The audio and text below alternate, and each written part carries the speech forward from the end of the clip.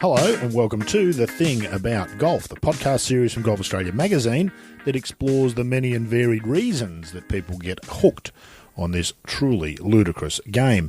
My name's Rod Murray and I'm your host on this regular dive into the psyche of golfers, a show where we meet everyone from world-class pros to lifelong double-digit duffers at every level of player, administrator and entrepreneur in between.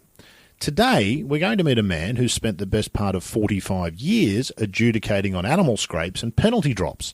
But to believe that European Tour Chief Referee John Paramor is merely a rules official would grossly underestimate his contribution and commitment to the game. We'll meet John in just a moment, but first, a few bits of housekeeping. And I wanted to start by saying a big thanks to all those who've been in touch since we started the show. My Twitter inbox has several messages with suggestions from people all over the world. Lots of ideas for guests and topics to discuss. And while we probably won't get to all of them, they are greatly appreciated. And I can guarantee you that some have gone on the ever-growing Thing About Golf target list. If you'd like to contribute an idea for a guest, or even just to compliment or complain about the show, you can find me on Twitter at @Rod_Murray, that's capital M-O-R-R-I, and my direct messages are open, so I don't need to be following you for you to get in touch with me.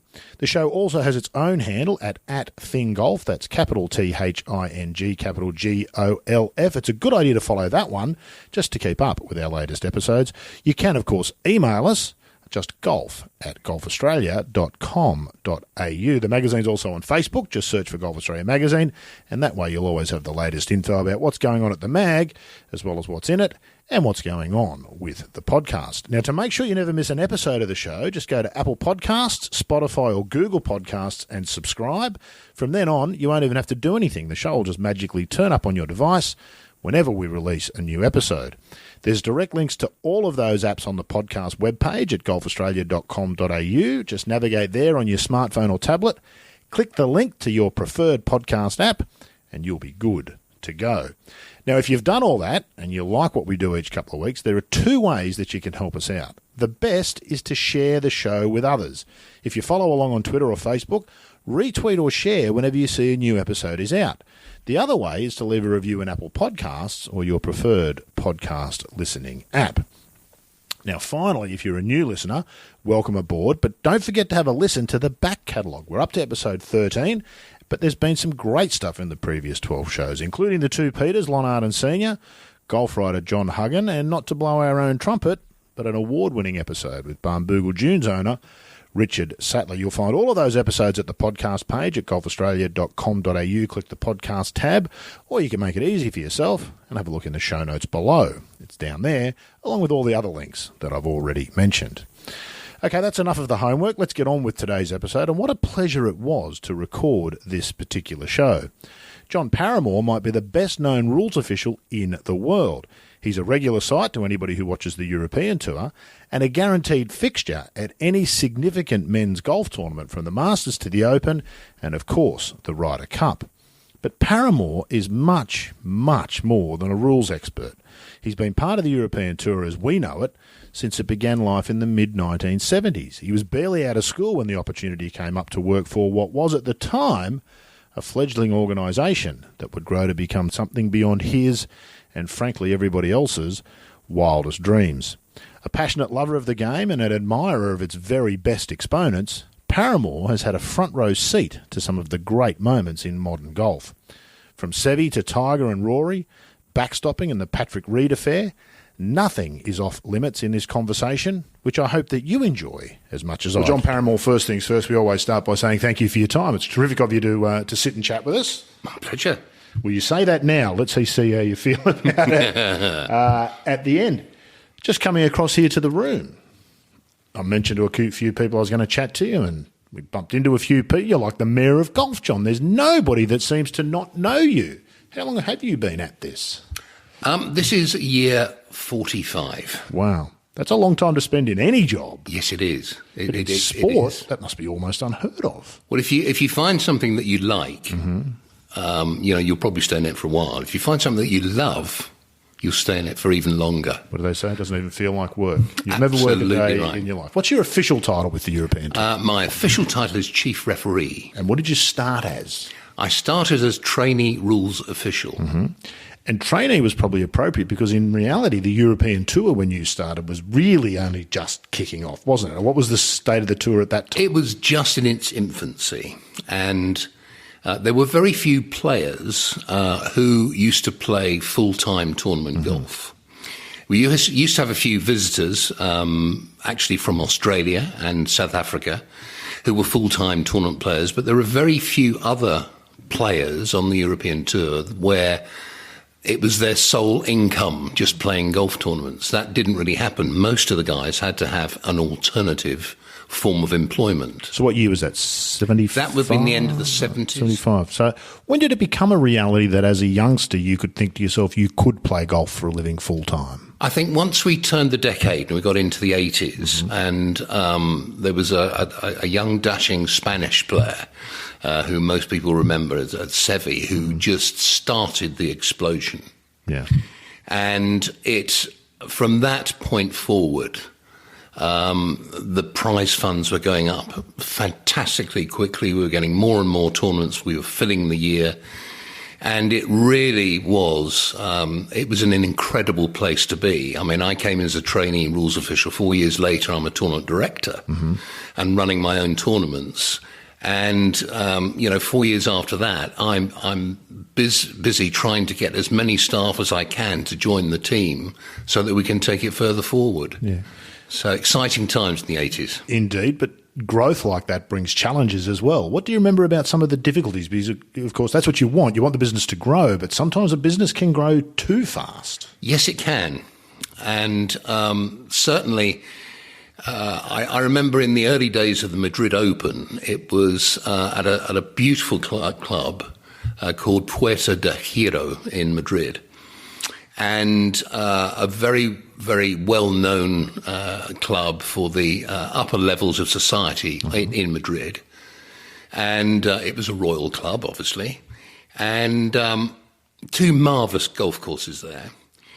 But we were kind of tolerated. They wanted to have a tournament, yes, they did. But we were tolerated in the early days. And there was no such thing as player lounges where players could go and eat. And in terms of ranges, they just didn't exist. There was a practice ground and players were expected to bring their own golf balls. Oh.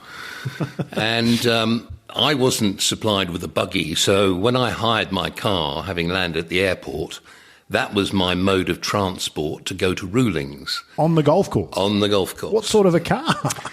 I used to get something which hopefully was fairly rugged, but back in those days, you couldn't get Jeeps or anything like that. Wow. So it was a case of getting something small that would be fairly cheap to replace should I damage it. Drive it into a bunker or a Absolutely. dam or something similar. Absolutely. I listened to you talking about that, John. The changes in golf, and in particular professional golf, have been almost unbelievable for somebody who started when you did. This is an impossible question to answer, but I think you'll understand the point of it.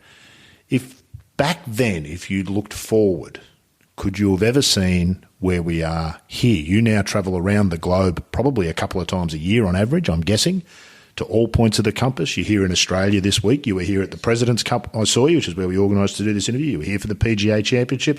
You've been coming here for many years.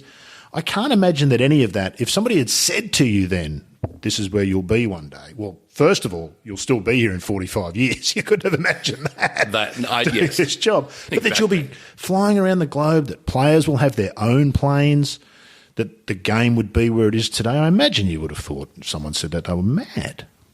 I sometimes sit back and think about all of these things that the players do have today. And yes, the rewards are fantastic. They really are, if you're at the top of your game. But I also see the other end of it, and I see the guys who are trying, they're striving to get there. And I see the kind of sacrifices that these young people have to make to try and get to the top. And I know in my own small way, I have sacrificed being at home, being with the family, watching my children grow up, Yes, I've seen for certain times, but I've missed an awful lot of birthdays and anniversaries and school plays and all that sort of thing. Skype and FaceTime are terrific, aren't they? But they're not the same. But they haven't been around for that long. That's exactly, either. And it's only a recent construct. That's right. And but yes, back in the 80s, we were thinking that having a driving range would be absolutely fantastic. You know, even with players buying the balls out of a machine would have been a great stride forward. Luxury, as they say, the great Monty Python skit. Absolutely. Luxury. And so it was very difficult to imagine that it would happen this way. We were kind of always watching America because they were growing also massively quickly, and even in some cases more quickly than us. But we still had a lot of talented players who didn't go to America, and that helped us in developing our tour and making it go forward. And that is always now the challenge for us all around the world is, and we celebrate our players becoming qualified to play on the PGA Tour and play for those imaginable riches that they do on a weekly basis. But it's nice when they do come back and support their local tour. It was great when Cam Smith and Adam Scott came back and played in the PGA at the end of last year. It's good to see, and I know that Greg was very keen in the old days in coming back. Mm-hmm. And it's quite difficult for the guys when they've been playing a big schedule in America, sometimes then travelling internationally because of being invited somewhere for a huge, inducement, should we say. And then, they almost make their homes in America. And it's difficult for them to come back every year. And we know that. But we know also that home is a big pull for a lot of players. And we want to make them feel very welcome when they do come back. And that's what we're striving to do. So at least we've got our better players for a short time at least, and we use them to help us, promote our tour. Money in golf, and I think you've outlaid it neatly there, is really a double-edged sword, isn't it? It is. It comes with perks and it comes with challenges. We feel it very sharply here in Australia. As you know, we used to have 8, 9, 10, 11, 12 tournaments, a full season down here you could legitimately play. We're down to 3. Possibly heading for 2 in the not too distant future, which is sort of awkward. Which brings us to something I wanted to bring up a little bit later, but let's talk about it now neatly. So in the last 2 weeks, we've seen the launch of this Premier Golf League this year, which again funnels things up to the already top players. Yes. What happens to golf under those circumstances? Have you had time to process? I know the plans haven't been fully laid out, but it's not the first time it's been suggested. What are your thoughts on that type of notion? Well, certainly Greg was behind a move some years ago to have the better players play more often together. And he recognised, because he was an international player, he did seek a life of golf worldwide rather than just in America. Mm-hmm. And he wanted to see that with a lot more of the players and provide an opportunity for those players to do it. And there were so many good things about his proposal, but at the end of the day, the top American players had everything they wanted in America. Mm-hmm. And it was only people like Greg and the occasional player from America who wanted to see these foreign sites, who was interested in doing a similar sort of thing. But it did provide the tours with a lot of good information and the will to try and make a series of very, very large tournaments mm-hmm. where the big players would congregate and play against each other more than just outside the majors. We have the majors where everybody turns up and it's brilliant competition. 3 of them are in America, though. That's the problem with them. Absolutely. And the players, for most people, is also kind of a semi-major. Mm-hmm. Neatly dodged. Yeah. Semi-major. See, now you're in both camps. That's fantastic. I love the championship. It's got a case to make. Of any tournament, it has a case to make, whether you agree or not that it is or isn't. It's got the case to make. And so we came up with the idea of the World Golf Championships. And so the Federation of PGA Tours, who were really the organisation who developed them, came up with this idea. Again, most of them have kind of funneled their way back to the United States, which is fine. We understand that it is a bigger market, and after all, it's where the money is. Mm-hmm. So, yes, they started really out of Greg's original proposal. This new one from Saudi Arabia, we'd heard rumours. I know some players had been spoken to, and in the last couple of weeks there's been more open negotiations. They've gone public, essentially. They've said, right, yeah, but we're ready to make our move. And I believe that we've advised our players, that we've been the European Tour, mm-hmm. as the PGA Tour have. Mm-hmm. And I think just as an assurance that, the tours are still here, guys.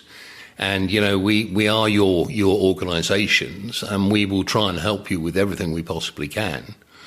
But we also have a business to run that you've been very happy to be a part of, and we want you to, be a part of it going forward. So, let's just hang on without sort of jumping ship too quickly. So I think, we'll see what happens with that particular system. But we like to think that the members-owned tours are where the players should be. And the European Tour, the PGA Tour, they are player-owned tours. PGA of Australasia, a player-owned organisation. Broadly, the concept seems quite simple and obvious, doesn't it? Get the best players in the world to play against each other more often. Yes. The reality is somewhat more complex, like most human constructs, isn't it? First thing being, the places we want to see the best players play against each other are the important tournaments. And you don't just create important tournaments overnight. We just had a joke about the Players' Championship, which has been, this argument about major or not has been going for years. So as simple as the concept seems, it's not as obviously going to be successful as you might think. What about that broader notion, John, of funneling things up? We've seen the European Tour has almost split into, it's the wrong way to put it, but almost a three-tier tour. You have the Rolex Series events, the regular European Tour events. If you qualify from the qualifying school, you don't get access to everything as once was. We've seen that continues to happen. The World Golf Championships are a prime case. It's a bit like the Australian cricket team. Once you're in the top 50, it's hard to get out. Yes. They're not. Are those things healthy? Rory McIlroy said something really interesting when asked about the Premier Golf League, which was, he said, we've seen the game move from a competition format to an entertainment format in recent years. I didn't hear the tone of what he said. I only read the words. But do you agree with that? And what are some of the potential dangers of that? Certainly our commissioner, our boss, Keith Pelley, has certainly been very upfront. We are in the entertainment business. The players are the entertainers. And the fact is, they play golf, they play it very well, and that entertains people. People want to watch that. It's of no other value, is it? And realistically, no. It contributes nothing else to the planet beyond entertainment. That's absolutely. But it shows people what can be done if you've got the skill and you're prepared to work at it. This is what you can become. Certainly me as a lad growing up, I saw a little bit of television and that made me want to go out and be as good as a Jack Nicklaus or a Gary Player or a Tom Weiskopf or whatever, Arnold Palmer. It's a lovely game and it's played by a lot of people. Admittedly, society has changed. We know now that there is much more of couples bringing up their children rather than just mum at home bringing up the children. Things have changed. I know my own sons have kind of taken a sabbatical from golf because they've got young children and, they need to play their part.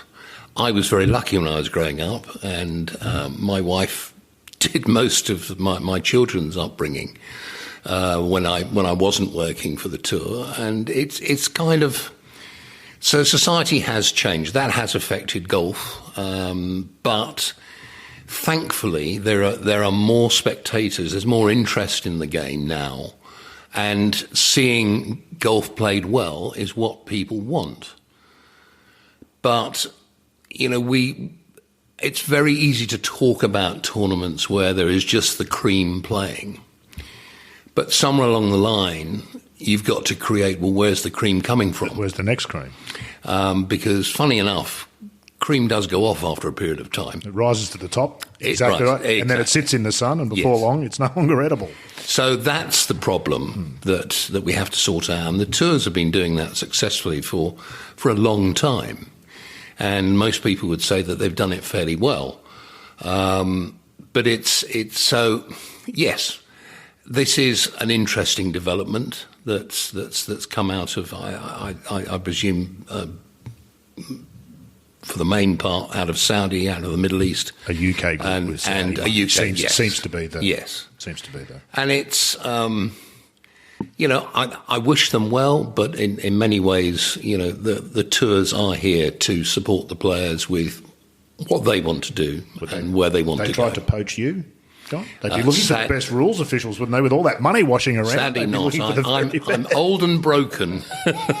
Old and wise might be more the term. Do you get a sense... We'll finish up on this in a moment, because I agree. I think there's an awful lot to play out. By the time this comes out, everything might have changed completely. Yes. But do you get a sense from the top players who you interact with on a fairly regular basis in your job? They would all know you. We know everyone knows you. You're the mayor of golf. Do you get a sense amongst the top players that they feel they're not getting the share of the revenue they perhaps deserve? The thinking seems to go that there's a group amongst the top players at least who look at 156 player fields and say, quite rightly, all the people watching on television aren't interested in the bottom 75. In fact, they're probably not interested in the bottom 100. In fact, they're probably not interested in the bottom 120. That there's really only a handful of players who move the needle, much as I hate the term, and that those players deserve a bigger share of the pie. Is there anything... have you ever sensed that from the players, and is there anything legitimate about that? Is Tiger Woods underpaid? Would be a simple way to put it. Well, we all hear of figures being bandied around. I'm not party to what Tiger Woods earns from the game. I think he earns a pretty decent 120 living. million US in career earnings. Yeah. And then you can calculate your own endorsements on it. But just on the court, Yes. which is roughly the same as Novak Djokovic. Yes. Who's been at the game 10 years less than what Tiger's been at golf. Yes. So as a rough comparison, 120 million in I think 25 years. I think that the figure might be slightly higher. Well, that's just US. That doesn't Europe. Yeah. And he's a lot more money. So, but that broader, is there something in that? Just as an ideology. Do I think he's worth it? I think the best golfers. No question he's worth it. Once they've shown that they are the best golfers, are entitled to be rewarded or appropriately compensated. And I wouldn't like to get into a discussion whether I think it's enough. I think only Tiger can decide that. Does he move the needle? Of course he does. Does Rory? Yes, he does. And, without putting too fine a point on it, I'd say a little silent prayer to both of them when I go to bed at night. Thank you for staying fit and playing. Yeah, as do I. As I did with Seve in days gone by and with Tony Jacklin before him. Yes, we all need our top players, and we need our top players firing on all cylinders and driving the game forward for us. Yes, we do. But we need also the whole base of the tour behind them. Because you don't create those top players Exactly. from nothing. And that seems to me the issue of this, of the potential for this Golf Premier League. Interesting idea. Let's talk about some other things. Let's talk about your own history. Yeah. The podcast is called The Thing About Golf. Mm-hmm. So what is the thing about golf for John Paramor?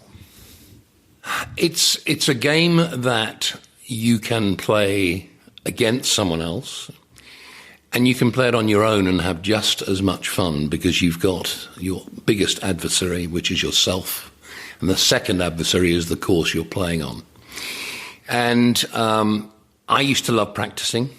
I used to enjoy the friendship of playing with friends. I made some fantastic friends through the game. And through my father's love and also his music that he used to write at home, I couldn't watch any musical program on TV. And because of his work, a musical program came on the TV. I had to turn over. It was the early days of BBC Two in the United Kingdom, and they were showing the Big Three golf tournament. They were taking any sort of footage they could find to put on this new programming channel. So I watched that, and it was just an hour-long program, and then I went to bed. A week later, exactly the same scenario. Dad's upstairs in the office writing music. Couldn't have any music. Top of the Pops came on, switch over.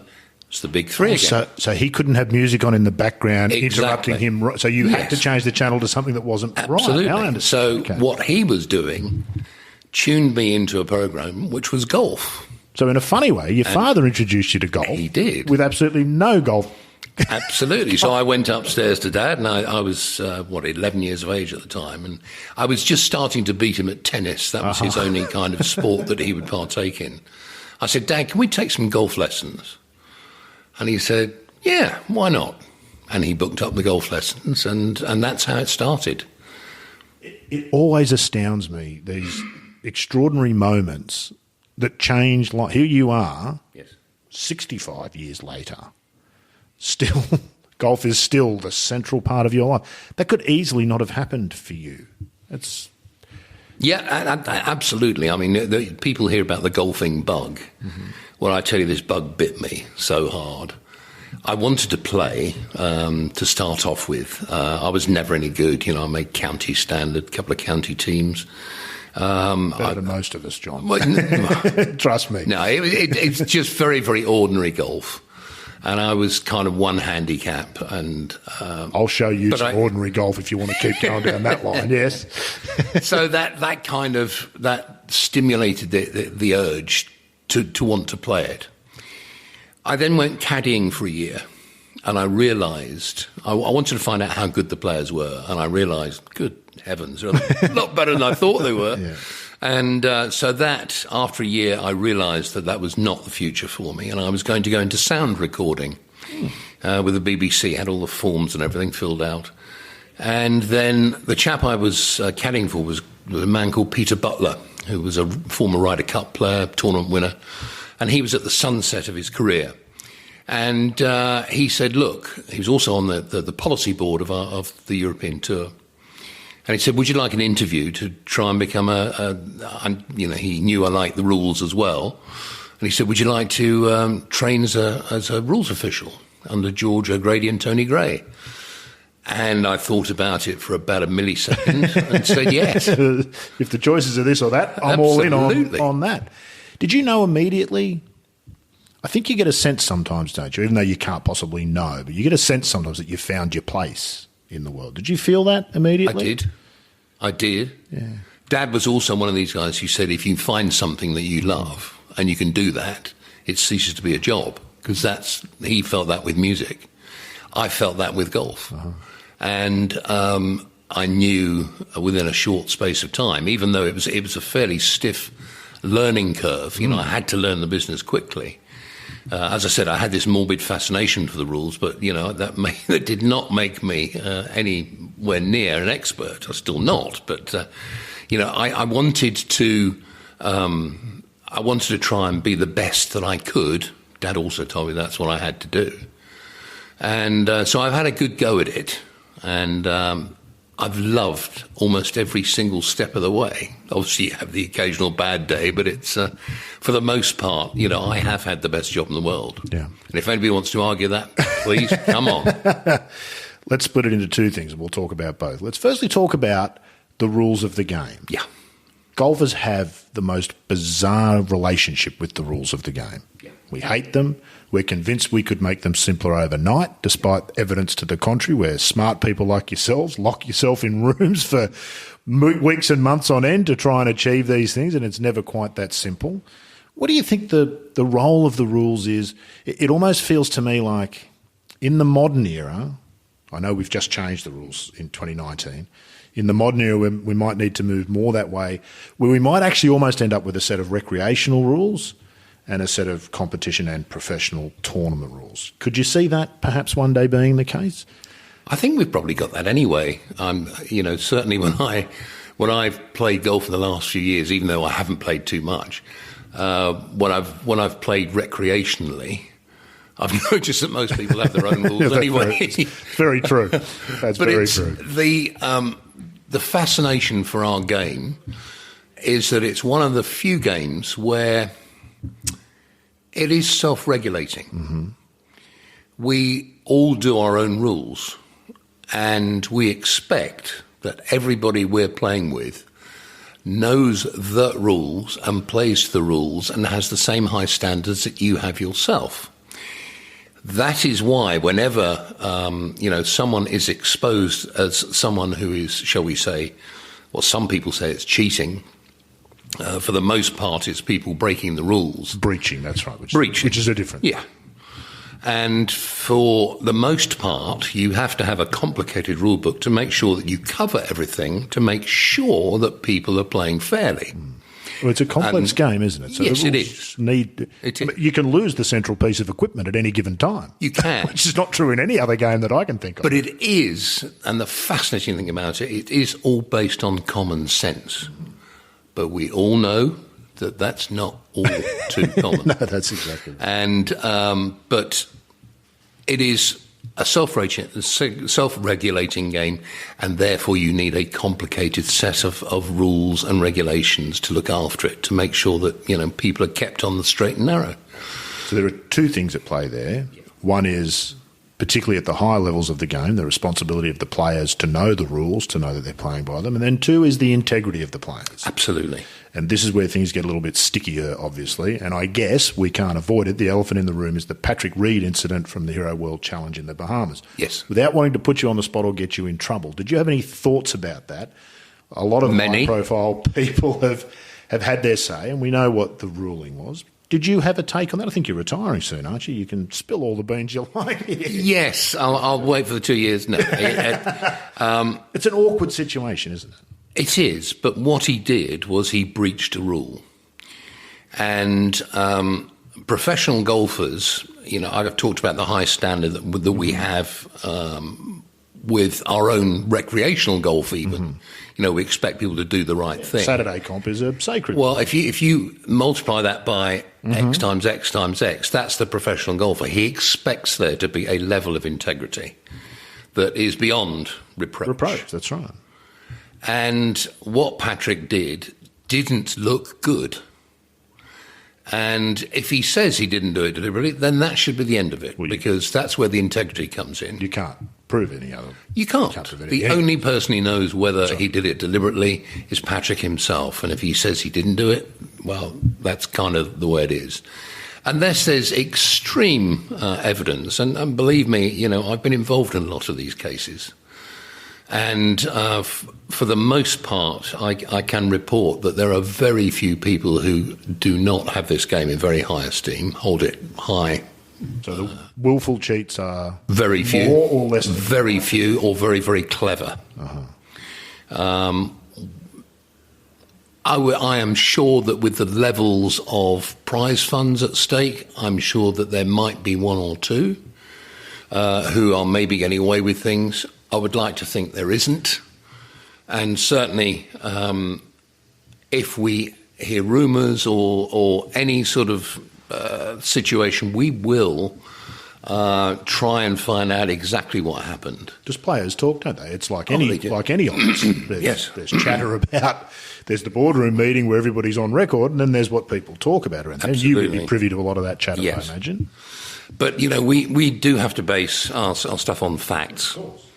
And that sometimes is difficult to get hold of because people, view certain instances and incidents in a different way.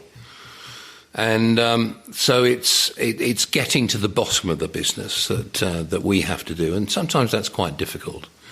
But we have had in my short career, 45 years, we have had to 3 players who have basically been caught and convicted of doing it willfully. And they were pretty stern punishments Well, you have when they came down, and it was circumstance. You don't have a referee with every group. It's not football or cricket where the referee makes a decision. It's a different thing.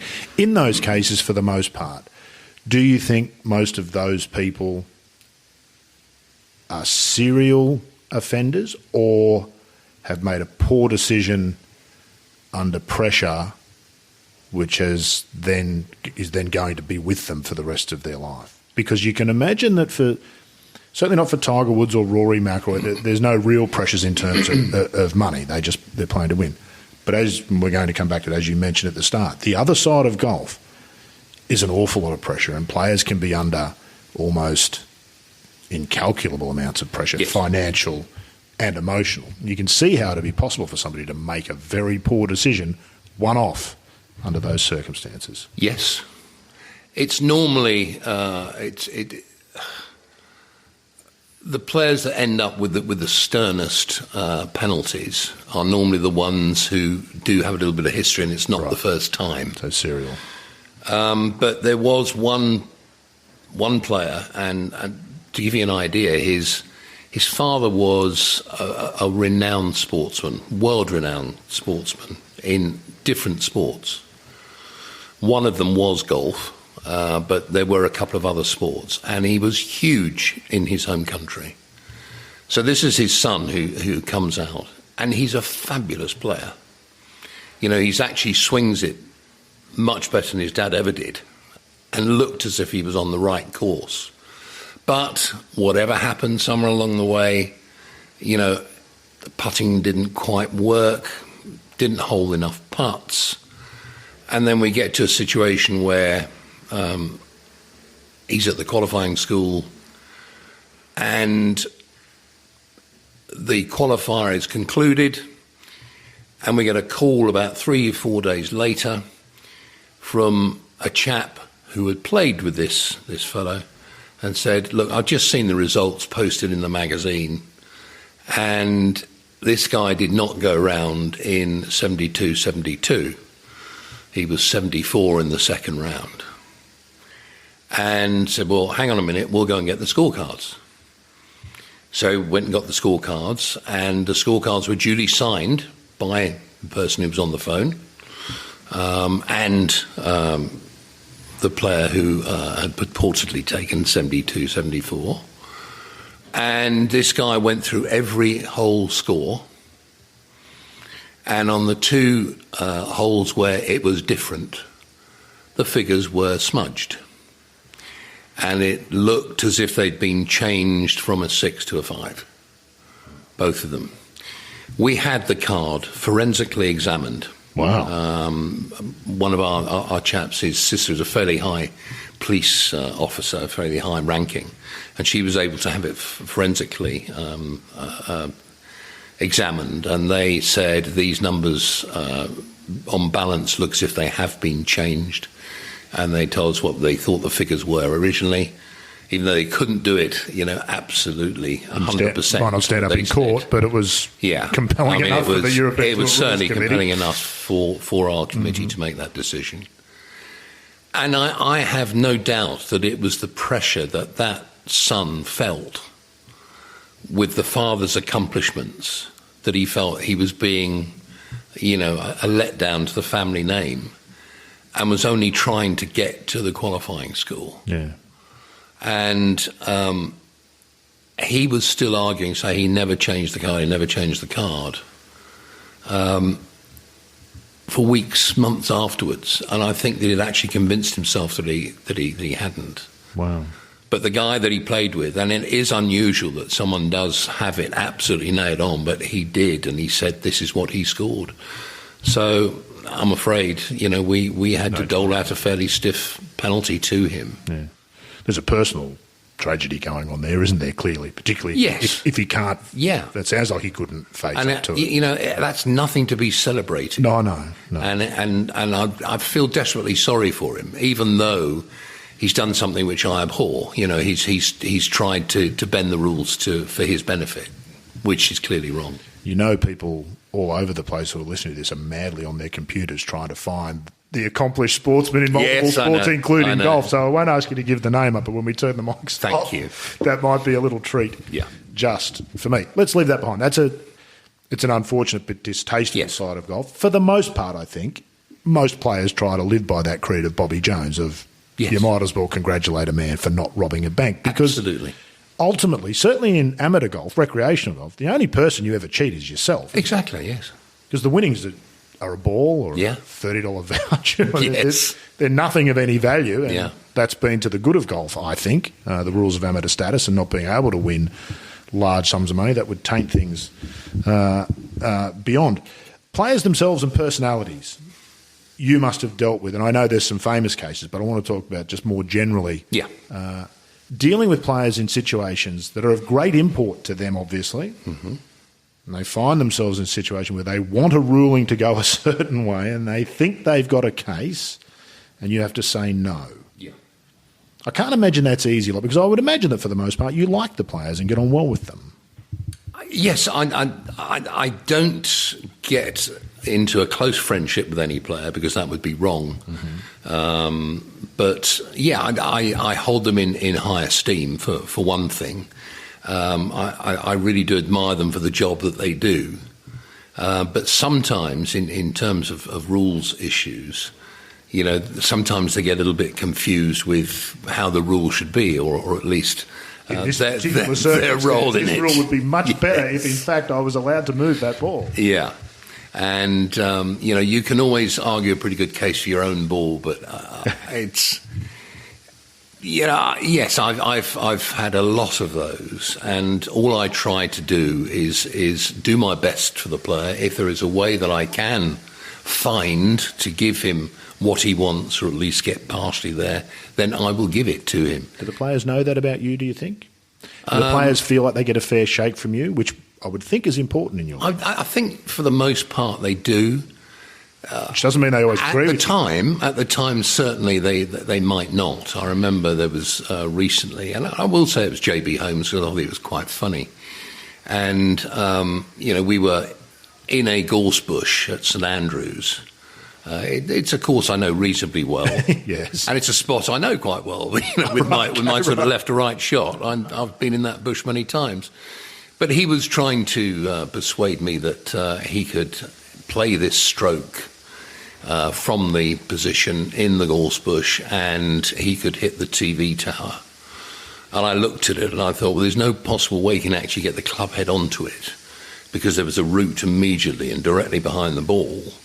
And his angle of attack would have sent the ball straight up into the bush. It had to go that way anyway because of a huge lump in front of it. So it defied physics, what he was outlining to you. Absolutely.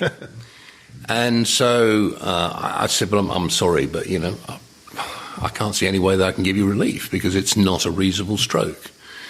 And so he said, well, when did you play the tour? So I said, well, I've never played the tour, I'm sorry. He said, well, when did you turn professional? I said, well, I've never turned professional. So, well, what makes you think that you're qualified to tell me that I can't play that shot? And I did say, I'm sorry, JB, but we're not having that debate now. I'm just telling you, you can't. You can either play it, or I'll help you to drop the ball unplayable if you want. And I could have said, and it was right on the tip of my tongue, I said, I've actually been giving rulings since before you were born, but I resisted the urge to say that. Seve and he couldn't play this shot. Yeah. And, he realised that, when I finally said no, that clearly he couldn't play the shot, so he did declare it unplayable. And I remember from my old days as a maths scholar, and I sort of mumbled under my breath QED as we walked out from the bush, and there was clearly someone who understood a little bit of Latin who started laughing when I said that. And we went, and he dropped his ball unplayable. See, now I thought you were going to tell me that he'd made some sort of a quip, and the irony of JB Holmes having a quick wit wouldn't be lost on anybody, I'm sure. No, he might have a wit, but it certainly isn't quick. Yeah. No, but bless him, he's a brilliant player, and he just felt strongly. That's an example, really, of how the guys feel. You know, that they absolutely have talked themselves into the fact that they are entitled to relief. Yeah. But without actually looking at it practically, which I have to. Yeah, understood. Who's the hardest player you've had to say no to?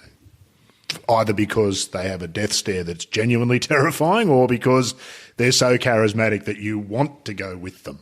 I think Seve was pretty much up there, but, you know, I had as many yeses as no's with him, because the one thing he could do is demonstrate how he could play a certain shot from an unbelievable position, whereas other players couldn't even dream of it.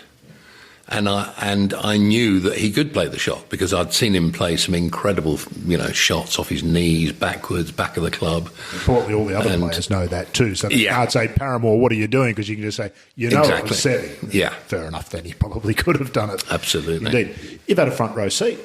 I have. To some pretty amazing moments. What are the couple that sort of stand out for you that you know you're never going to forget? You would have been there for some really special ones, I'd imagine.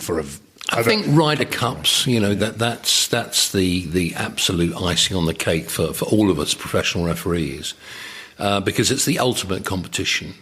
Admittedly, it is United States versus, now Europe. It used to be Great Britain and Ireland back when I first started. But when we lost narrowly to America in 83, there was the thought that we were going to do it in 85. We were going to win the Ryder Cup. And it had been a long time since we had. And so there was a great expectation. And on the eve of the matches, Tony Jackson, the captain, called myself and George O'Grady and Tony Gray and Ken Schofield, who were we were the main guys within the company, and I was just the field sort of side of things. And Tony allowed the team to rip into us as the tour executives to let us know exactly what they thought, where we were going wrong and all this sort of stuff. And they really took lumps out of us, which was fine. You know, we realised pretty soon what Tony was doing, because he had a little wry smile at the back there. You know, he was allowing the players to sound off and get rid of all their inhibitions in preparation for the match. And the next day, I ended up refereeing the first game, and it happened to be Seve, playing with Manuel Pinheiro. And it was one of those unbelievable situations that you get into a match and you think, there's no way that Seve's not going to win this game. And we got to it was a first par 5, and I think Pinheiro, who was a kind of a short hitter, he'd driven it in the fairway.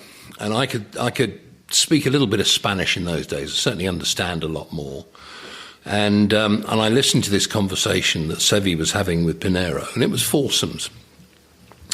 And Seve was asking Pinheiro which side of the green he wanted a putt from.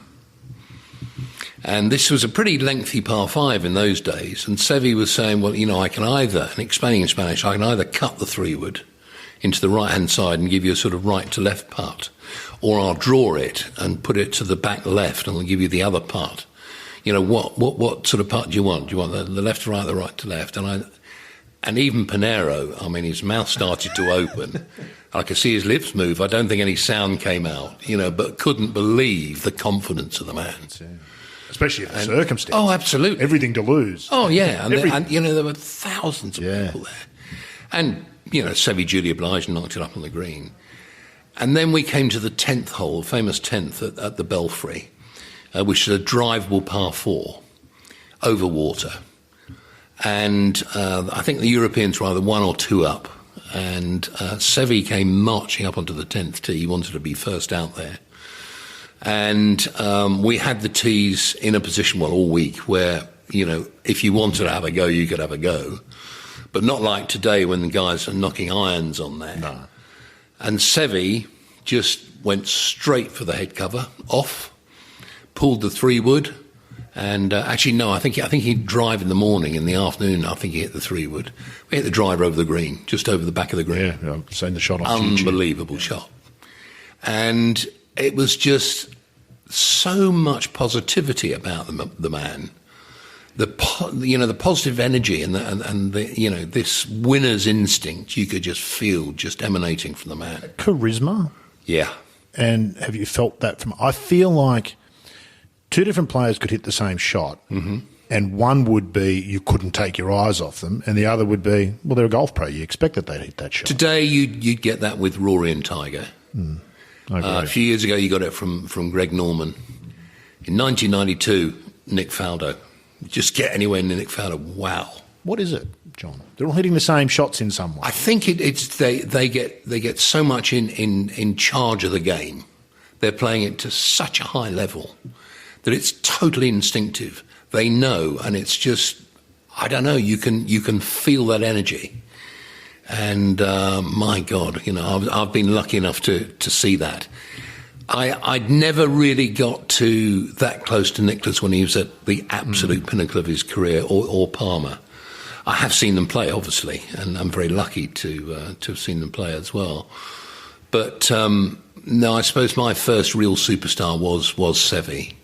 Not a bad one. And not a bad one. And then I suppose there was Lee Trevino was another one who could make a golf ball talk. And even though he was doing most of the talking himself. That's right. You couldn't hear the golf ball. He was drowning it out, but it was talking. And he played against dear Sam Torrance, who's been struggling just of late. And we wish him well. Yeah, absolutely. And Sam was sponsored by the same company as Lee, and they played in Ryder Cup singles, which I had the honour to referee. And Lee just, it was an exhibition to watch how he just dismantled Sam. And Sam was playing nicely, but it was just an exhibition of superlative golf by Lee. It's hard to believe there's different levels at that level, isn't it? But there are, and we see them occasionally. I think we saw it with, I don't know whether you followed Tiger on Sunday at the President's Cup at Royal Melbourne, but it was a very special thing to be a part of, I think. I felt quite privileged to see it. It was just a player in so much control, but on a golf course which allowed him to shine in a way that a lot of modern courses don't because of the way the game's changed. Was the game more entertaining then? We do a lot of talking on all the podcasts I do about distance and how far the ball goes and this more homogenous sort of professional game we see and course setups. I'm not sure how much involvement you have with course setups, but narrowing the fairways and long rough and deep bunkers and all this is just try and control scoring. Is the game less entertaining in the modern era?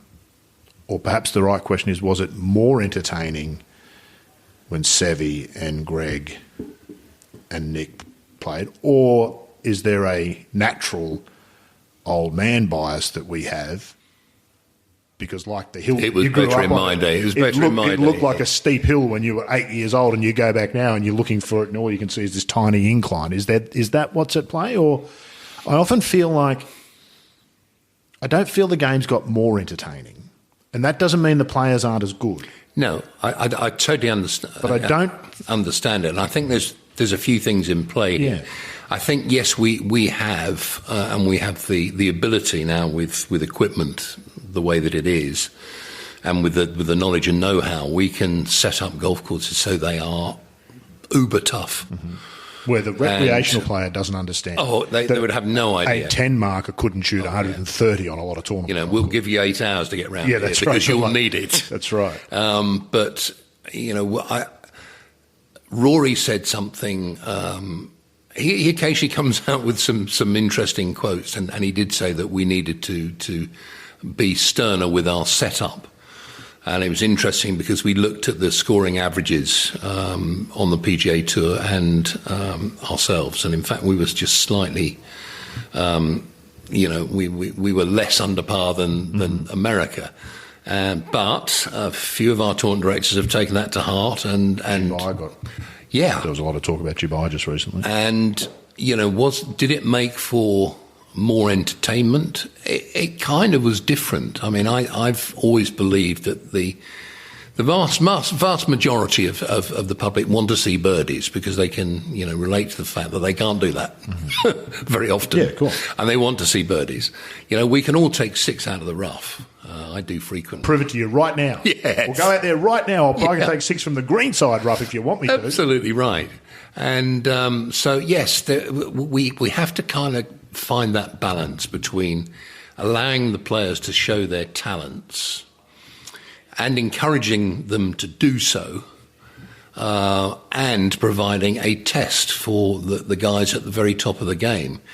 And sometimes that balance, I'm not sure we get it absolutely 100% correct every time. It's not an exact science, is it? No, it's Fairness. not. It's not. But it's not for the want of trying. We want it to be the best, and but we sometimes go a little bit too far. I mean, we've had the problems at the US Open a couple of times, and that's been sad.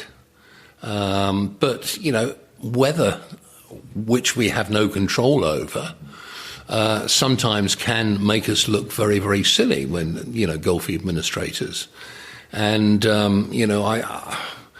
when this podcast goes out, I'm sure that this event that we're at here will have passed beautifully and I hope successfully.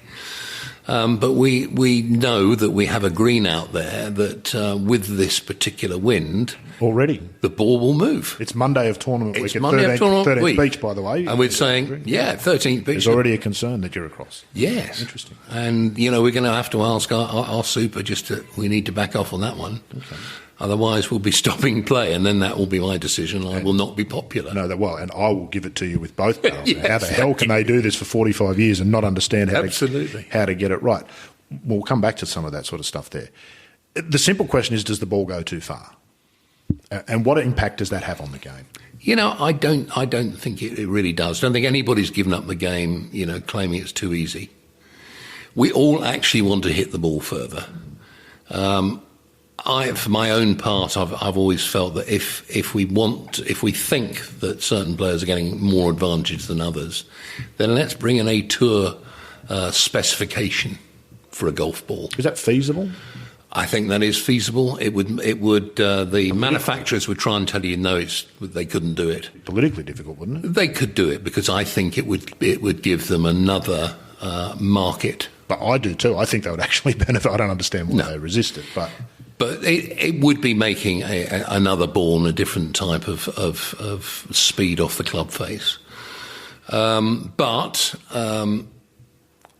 Would we enjoy F1 if it was, F1 with a governor on it? I don't know. When it all went super quiet, people didn't enjoy it so much. They liked the real, fantastic noise. Yeah. So it feels to me that the difference for golf is, unlike most sports, the course is such an integral part of a competition. It's the 157th player every week if you've got a 156-man field. It is crucial to the competition, and there are courses that are revered because of the type of golf that they demand. And I think Royal Melbourne is one. But even Royal Melbourne at the President's Cup felt somewhat disappointing because of the ability of the players to avoid so many of the hazards, where the intent of the golf course, which is what makes it so intriguing, is somewhat lost. And we surely can't continue to grow golf's footprint in a world of extinction, rebellion, finite resources. The rest of the world, before long, is going to start telling golf what the rules are. We won't get to set them ourselves on the amount of land we take. And I wonder whether that is what the difference is between golf and F1. If they started making F1 cars but couldn't race on the track because the tracks were too tricky, I don't think anybody would recommend that what you do is change the track. I'm not sure. And that's what we've done with golf. I think they might, Do you think? I wonder. Yeah. I wonder. But I think, do you see the point? I think there's a balance. Yeah. There's clearly a balance. You would have seen the changes to Augusta National over years. The fifth hole last year went back 45 yards. And they have always found a way to do that, and I applaud them for doing it. And it's fantastic that they do. They want to preserve exactly the same type of shots that the guys of yesteryear used to play. and the same sort of clubs. Are they doing it? Well, I think there's still no. No is the simple answer, John. There are probably, I think it's less than double figures golfers in the world. We all know who they are. Brooks, Rory, Tiger, maybe less so Tiger, but Champion, Dustin Johnson. They do wang it off the tee a long, long, long way. I would turn the argument around, and you used Royal Melbourne as an example. I didn't think there were too many people going sub 60 around there. And yet Ernie's course record... No, take your point. They defended that golf course by making those greens very hard, very fast. And I thought it was brilliant. I really did, because... Match play is phenomenal. I think the President's Cup has turned Royal Melbourne out as proof positive that as a match play course, it's difficult. But I think a stroke play tournament might be a different beast. We can talk about that if we want to disagree. I just wanted to get your thoughts on that. Plenty of other stuff. You kind of alluded to it earlier. You were a decent player when you were younger. No, I'm not. You won a decent sort of an amateur event and whatnot. Did you have aspirations early on to be professional? Yes. I know you said that they were fairly early, but what was it that you were aspiring to at that time? Because it's not what the kids aspire to now, is it? Which is to have a jet like Rory and be able to have a house in the UK. And it wasn't all of that. What were you aspiring to? Probably to play golf against the finest players in the world. And if I got paid for doing it as well, that would be brilliant. But thankfully, that one short year caddying, and I realised, they're a lot better than I thought they were. Because golf's cruel. Mm-hmm. It can send people mad, and you would have seen it. Yes. Players who aren't probably good enough. Yeah. Sadly, some players who probably are good enough, but for whatever reason don't get the break at the right time to make it. It can be very cruel. It can ruin lives, can't it? I've seen a lot of them. I've had guys crying on my shoulder at the qualifying school, and it's not a pleasant thing to have. But I would hate to withdraw that dream from a person who does have the dream. No, that's right, and that's why I hope that tour golf will continue. I hope that the PGA here will continue. And, we will help people who want to aspire to becoming great players, to be the next Adam Scott, the next Greg Norman, the next Peter Thompson. Let's allow people to dream a little and have those dreams and help them. Part of doing that here in Australia and in parts of Europe, the European Tour plays not an awful lot of golf in Europe anymore, is to allow people to see the players. We're struggling in this part of the world to get the top-line players in it. Do you see a solution? Is it going to look something like the Premier Golf League? I'm not sure whether that's the right vehicle. I think. You understand the premise of the question of if you can't climb the fence like Jeff Ogilvy and watch Greg Norman smack one down the 6th hole at Royal Melbourne West, how will you be inspired to be the next Adam Scott? I think we are. We're at a situation where if people want to watch golf on television, they can. And almost too much, every it might be said. Yeah. To the detriment of the game in some ways. But they're also going to be able to tailor it to their own specifications within the short space of time. And you're going to be able to watch the player that you want to see playing and others. But it's we are fairly close to being offered that. Pay-per-view is I think, the obvious choice. It's something that's going to happen eventually. Augusta did it last year. With all of us. You could watch every shot from every player, if I recall, last year at Augusta. So that'll only be refined and become more the... And, the wherewithal is there. It's just a question of getting it right for everybody. And, far better people than me are working on that right now. But I think that golf is in a good place. Professional golf. Oh, absolutely. Yeah. Recreational golf might have issues to think about. Let's play No Time to Think, Just Respond. Backstopping. Hate it. Can we stamp it out? And how? It's not a breach, but it needs to be discouraged, and we will be becoming a little bit more proactive in explaining why. You wouldn't do it in match play. Why would you do it in stroke play? Has there been a cultural shift generationally, do you think, between Mike Clayton often says it never happened when he played the tour in the 80s. It never happened. Now we seem to have... I think there's a case of people wanting to be a mate with the guy they're playing with, and they see that as one way they can do it. Because they can afford it now, you see, John. There wasn't enough money to be able to afford to have mates way back in the 80s when times were good. When woods were wood. And players were nervous. Yes. It was a better time for all of us. Guantian Lang. I knew you would sigh, and I don't blame you. I wish him well. Yeah. I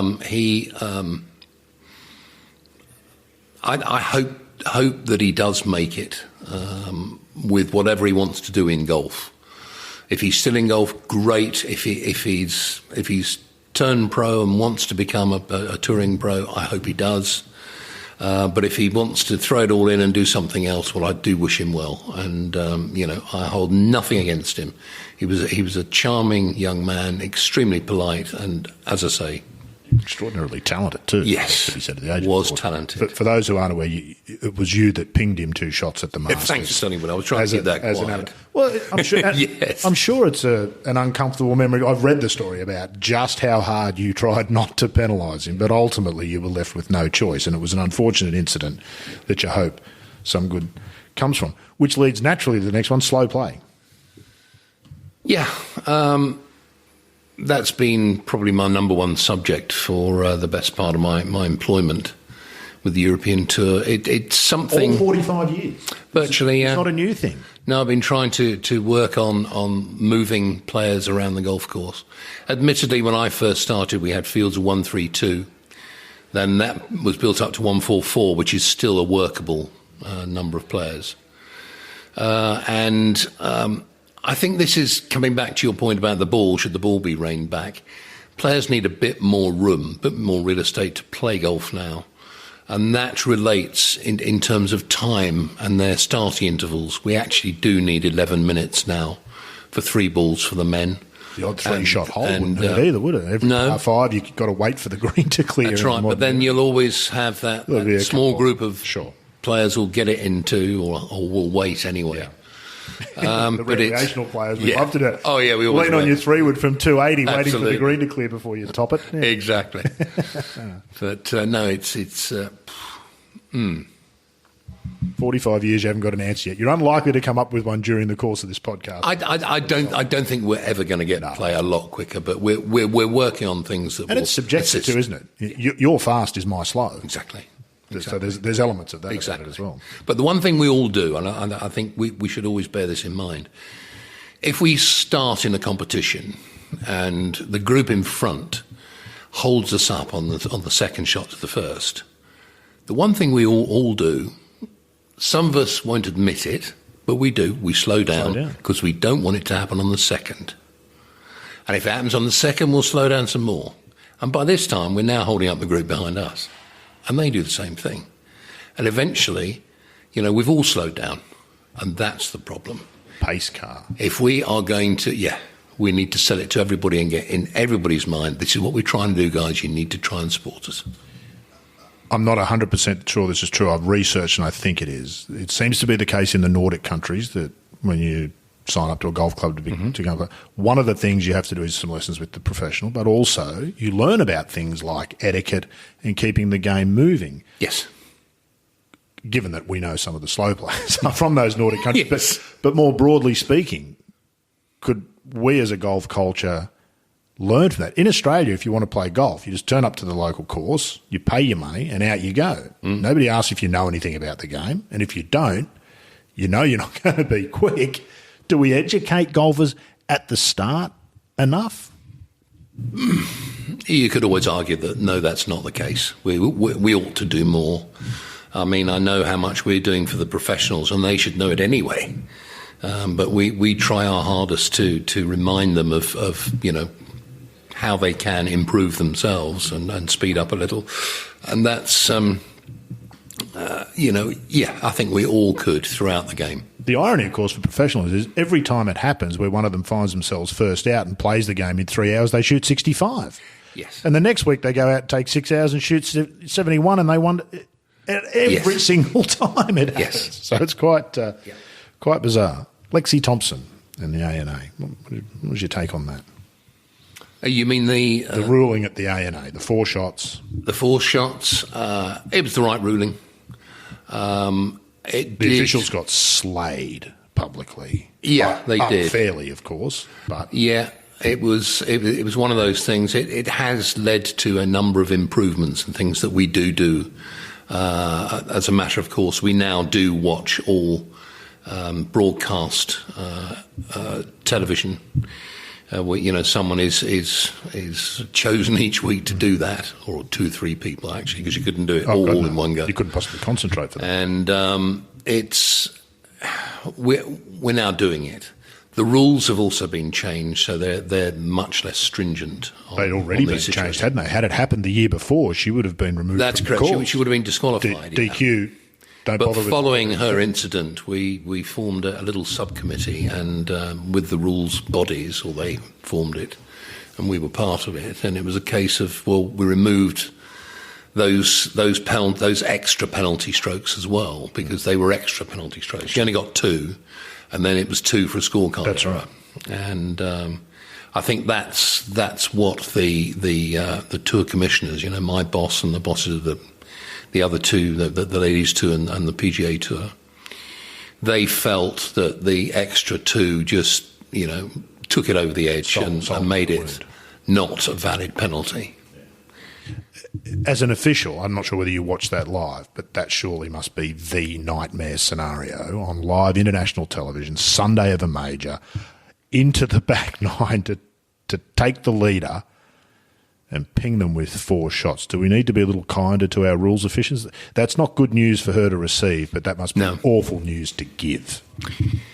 Yeah, it is. And, I've had to tell a guy that he was disqualified when he was leading the golf tournament after 2 rounds. And it was a guy called John Fote, and it was a long, long time ago in the German Open. And he'd failed to sign his scorecard. And it was one of those situations that it wasn't picked up by the local recorder. They did not have a proper scoring tent. It was outside on a table.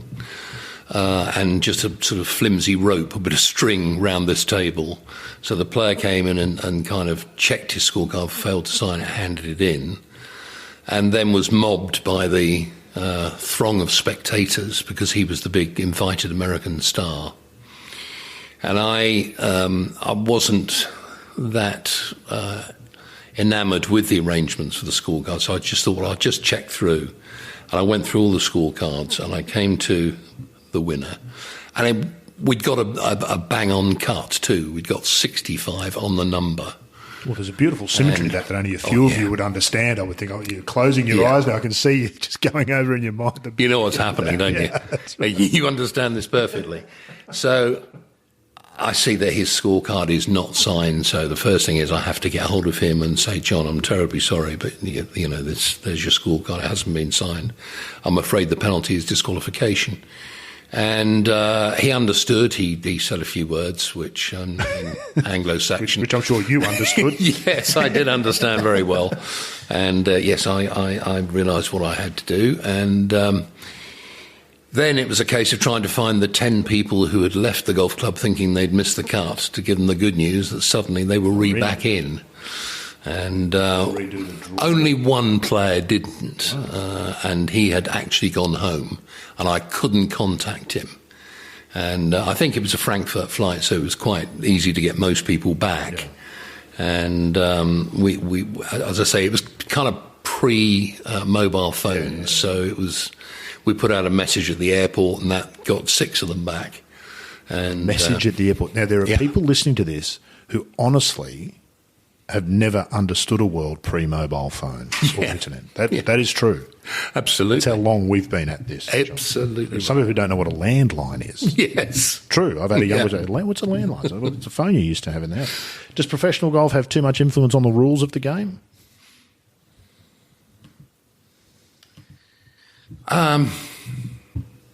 Oh, that's a question I haven't really thought of. I'm very lucky to be invited to sit with the Rules of Golf Committee, and I'm not sure how much influence I have through my chair at that meeting. But I think we all work pretty well together. You see, what we are, if you like, the road testers of the rules of golf pretty quickly. And whenever there is a big change, we have to get it to our members, and get them to understand it. And, from the get-go, from very early on in the year. So it's, we do obviously manage to point out any potential error very quickly, because we are, as I say, road testing. You get to see it and in full view of the public too, under scrutiny, which is always the best way to test anything, isn't it? Yes. Full view of the public. Here you go, John, do your best. What was your take on some of the mocking of the new rules at the start of last year from some of the professionals? I thought it was disappointing and not helpful, but how did you feel about it? I'm thinking it was particularly unfortunate. Ricky Fowler and the Justin Thomas thing. And I know the drop from knee height, that was the one that got most people, because we'd been so used to, you and I will remember when we used to drop over the shoulder, and people would laugh at you if you told them that now. Back when we had landlines. Yeah. Before the internet. And mobile Absolutely. phones, that's right. And then we dropped it from shoulder height in front of us, and that was relatively easy. But we had to stand in a certain way. We had to stand up straight, with our arm out straight and shoulder height. And people then tried to transfer that action to the knee drop, and drop going sideways. Yeah. Well, that hurts. Of course it does. And the body's not meant to go that way. No, it's not. And I said, have you ever thought of bending forwards? Have you ever teed up a golf ball? Yeah. You lean forward. And You ever taken a ball out of the hole? Yeah. And so quickly, people realised, there are other ways to drop it. And I think it's because they didn't really understand what was going on originally.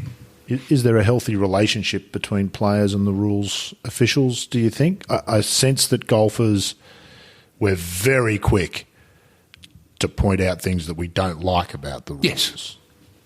Yes, I You're mean, an easy target, aren't you? They were very quick in coming forward with problems. With their problems. Solutions? And, some of the solutions. So but, of course, they'd all been debated at length. Of course. By the committee, and they go, no, don't really want to do that. To me, and I heard this a couple of times, I saw it on Twitter in particular, which, as you probably know, because I don't see you on there, is just a cesspool of that you don't really want to climb into. But there is some useful stuff. This notion that you occasionally hear from professional golfers, it's time for us to make our own rules. Why are we being dictated to by amateurs? Yes. Are you an amateur? Well, I suppose I am. I think it's a professional rules official. Well, exactly. But no, I think that's normally because it's a player who doesn't really understand what the rule is there for and what it was meant to do. And normally when you sit down with these guys, suddenly the light goes on, and right. Now I understand why. More important, somebody else gets a drop and think, well, hang on, why is he entitled to that? Why does he get that? That's exactly right. Last couple of things I wanted to ask you about.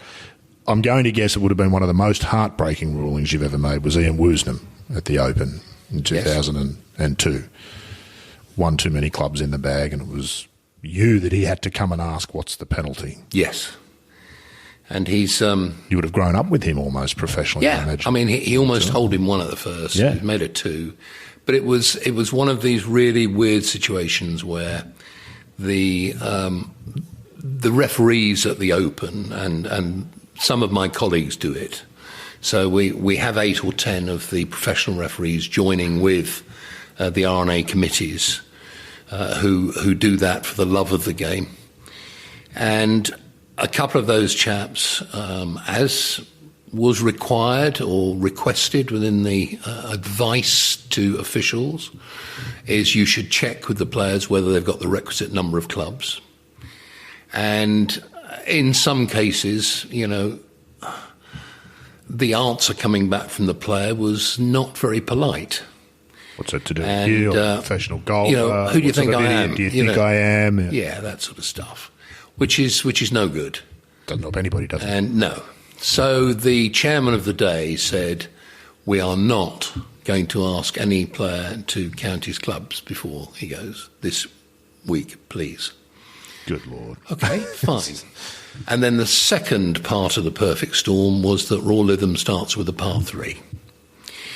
And Ian Woosnam was testing a driver. This is part 3, if you like, for the perfect storm. Which is almost the most staggering thing. You're one shot off the lead for the Open. Why are you testing a driver? On a Sunday, you're mucking around with drivers before the last round. So I've never had an answer to that one. No. But, yeah, he birdied the first, tied for the lead, walking to the second tee, and the caddy said, Woos is going to blip me. Yeah. And I didn't really understand what he's talking about. And when I caught up with him on the tee, Woos turns to me and says, what's the penalty for an extra club, for 15th club? I said, it's 2 shots per hole, maximum 4 per round, but we haven't started the second, so it's just 2 for the first hole. Oh, finally some good news. And that's when the club went flying past my eyes into a gorse bush. Yeah. And it was very, very considerately picked up by a BBC technician who took it to the recording area. Wow. I wonder where that club is now. That'll be interesting. Yeah. I don't think it made it home. No, I wouldn't have thought so. Do you believe in fate? That almost makes you believe in fate, doesn't it? For all of those circumstances. Probably, That's yes. almost unthinkable, isn't it?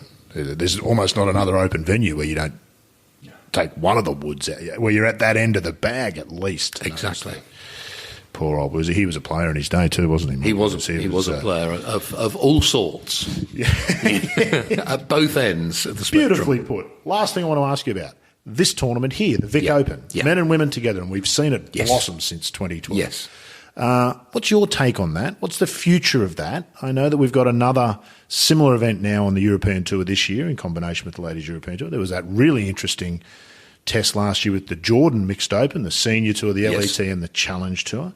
Is there a future for this? Does there need to be a future for this? Well, later on, of course, it's the same tournament. Whereas here at the Vic Open, we're playing 2 different tournaments, the men's tournament and the women's tournament, which is great, and I'm all for it. Mm-hmm. Admittedly, it makes my day a little bit more difficult because we've got 2 golf courses, but we do have a lot of officials out this week, which is nice. And so I don't think, there's anything we will miss out on or the players will miss out on. But I think it's brilliant. I mean, to come here, it's a fabulous place. I mean, Barwon Heads, it's a great place and clearly a golfing part of the country. How's your house in the UK looking at the moment? This is a far more attractive outlook, I would think, compared to what you've got. It certainly is. Yes, you've got the leafless trees and slush and snow and the ice. The grey, it's awful. Sleet, yeah. So it's beautiful being here, and as we alluded to before, the golf courses are lovely and in pretty good nick, so they're going to be tested this week. Do us blokes do enough to promote and help and encourage women's golf? Simply, even just talking about it. I feel like if Rory occasionally just mentioned that he'd been watching the women's golf at some point and that he liked that player, it would do enormous things for the game. It would, but we've never been very good at bringing it together before, but now we are. Mm-hmm. And, I think our event in Sweden is going to be a challenge, one, for us to make sure that we get a fair and equitable setup between both the men's and the women's. Did a terrific job at the Jordan event, I thought. Well, yeah, and certainly we'll be using, hopefully, Simon Higginbotham for that. Yeah. We also have another tournament director whose daughter played golf, tour golf, so...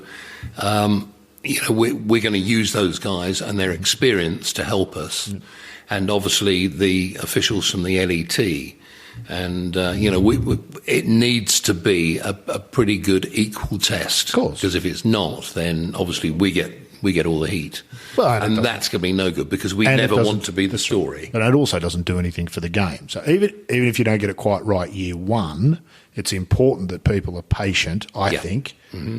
These could be really important events going into the future. If we want the game to look like the rest of the world and not just middle-aged white blokes like us, then we need to start working to make that happen. John Paramor, it's been fabulous to chat to you. There's thousands more things I'd like to talk to you about, but it's been a joy. Haven't laid a glove on you. You are a master at this sort of stuff. Really enjoyed it. Thanks for taking the time. Bless you. Well, what an asset to the game John Paramor is and has been for the best part of the last 5 decades. To do what he does on a weekly basis, yet retain the full respect of the very best players in the world, is testament to just how perfect he is for his chosen job. As you mentioned in the interview, John will retire in the next couple of years, and I think most who've encountered him will agree that golf will be poorer for that.